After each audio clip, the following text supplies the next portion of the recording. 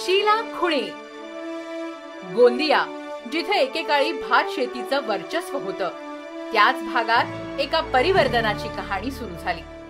अविरत कष्ट करूनही पारंपरिक भात शेतीतून मिळणारं उत्पन्न कमी होत असल्याचं शीलाताईंना जाणवलं।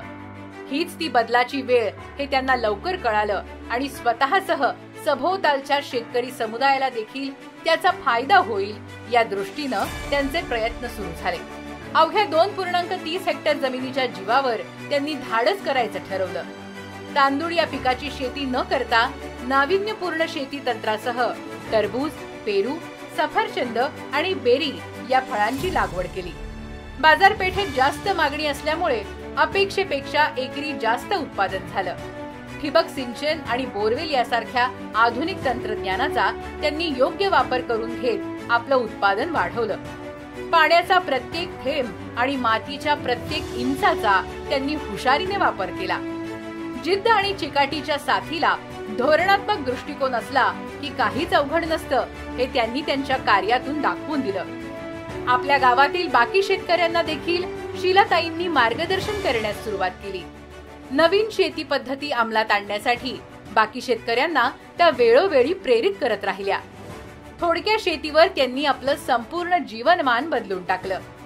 एक शेतकरी, एक मार्गदर्शक, शीला खुणे यांना यशवंतराव चव्हाण सेंटरचा शेती पाणी या प्रकारासाठी या वर्षीचा नाधो महानोर पुरस्कार देताना आम्हाला अतिशय आनंद होत आहे।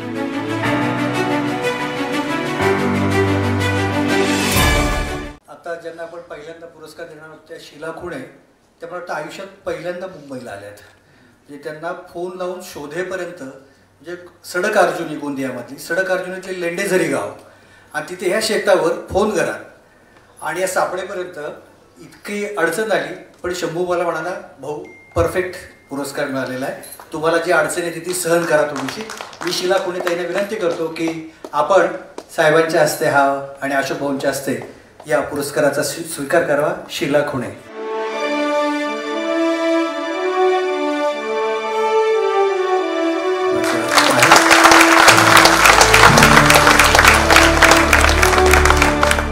अडीच हेक्टरच्या शेतीवर अतिशय उत्तम रीतीने घर शीलाताई चालवत आहेत।